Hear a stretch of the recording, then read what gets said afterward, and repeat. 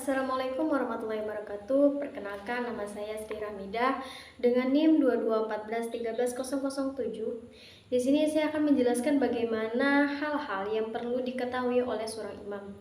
Yang pertama itu mengetahui dan menyesuaikan dengan situasi makmum dan tempat sholatnya.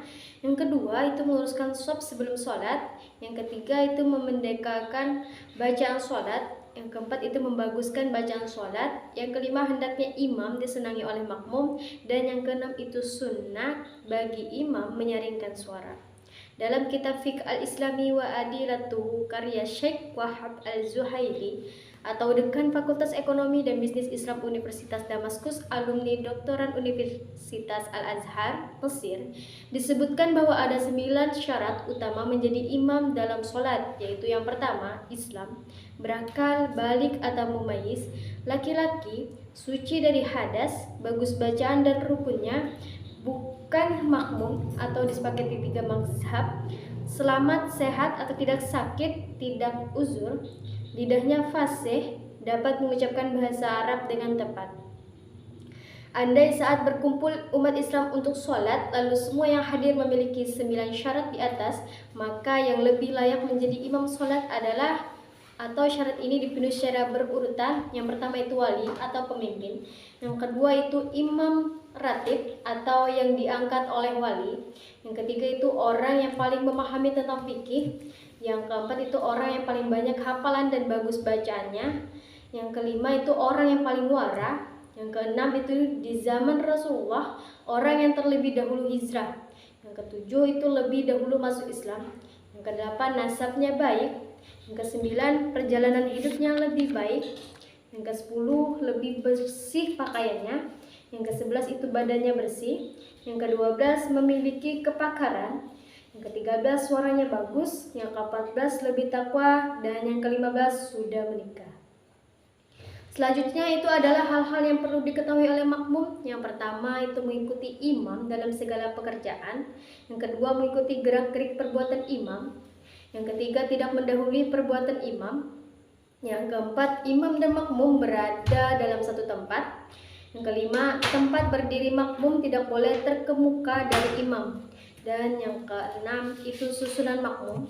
Kalau makmum hanya seorang, hendaklah ia berdiri di sebelah kanan imam, agak ke belakang sedikit, dan apabila datang orang lain, hendaklah ia berdiri di sebelah kiri imam. Sesudah ia takbir, imam hendaklah maju ke depan atau kedua makmum itu mundur ke belakang. Selanjutnya itu masbuk. Masbuk adalah orang yang tertinggal rakaat atau sebagian atau semuanya dalam sholat berjamaah.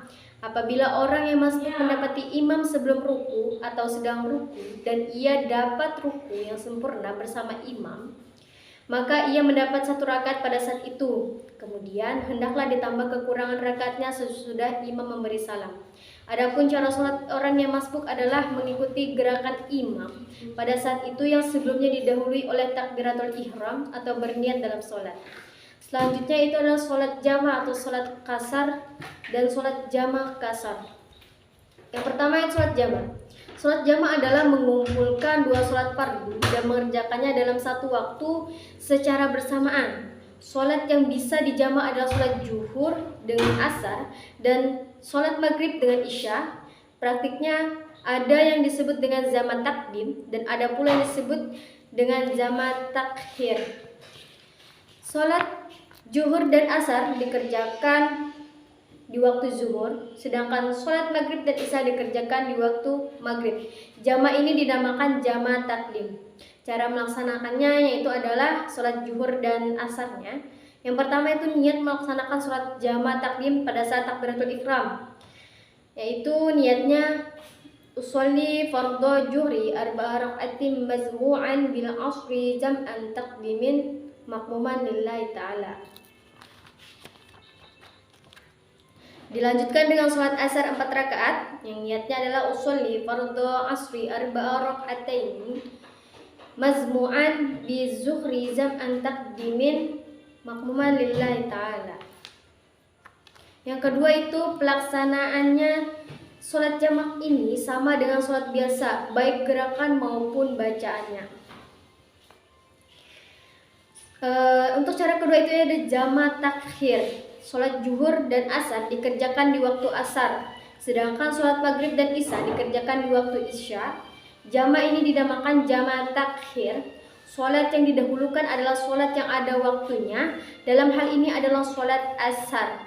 Cara melaksanakan sholat jama takhir, sholat zuhur dan asar. Yang pertama itu niat melaksanakan sholat jama takhir pada saat takbiratul ihram, yaitu niatnya yang berbunyi usolli fardhol asri arba'a rak'atin mazmu'an bizuhri zam'an takhirin makmuman lillahi ta'ala. Dilanjutkan dengan sholat zuhur 4 rakaat. Niatnya usolli fardhu zuhri arba'a rak'atin mazmu'an bil asri zam'an takhirin makmuman lillahi ta'ala taimaman.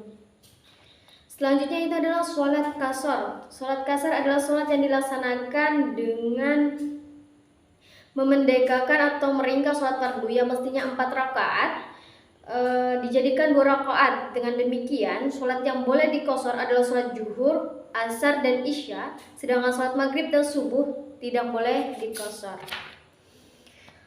Lafaznya sholat kasar yaitu adalah usolli fardhul asri rak'ataini fasran lillahi ta'ala.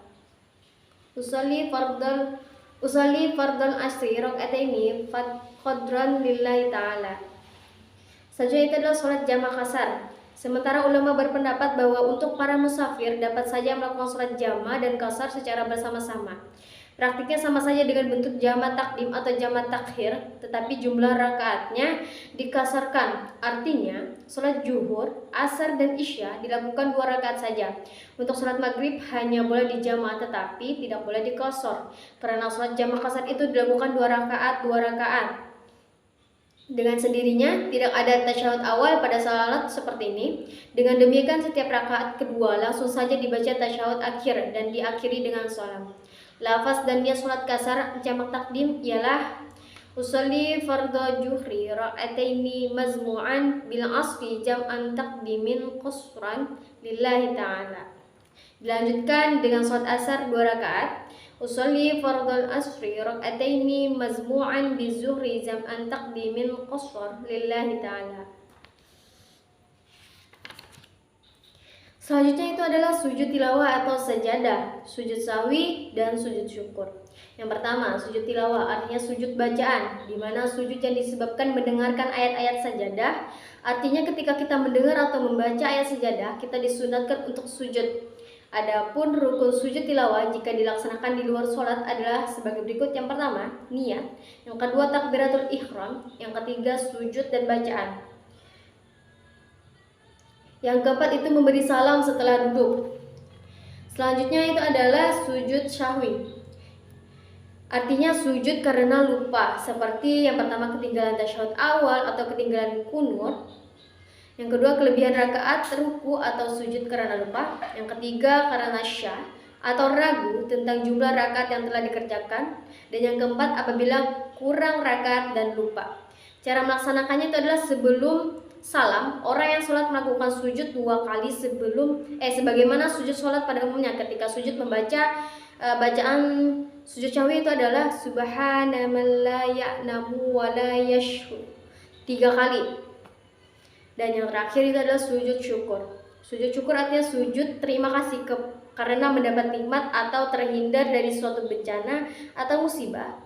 Hukum sujud syukur adalah sunnat. Pelaksanaannya dapat dilakukan di luar sholat atau sembarang tempat asal suci dan boleh dilakukan tanpa berwudu.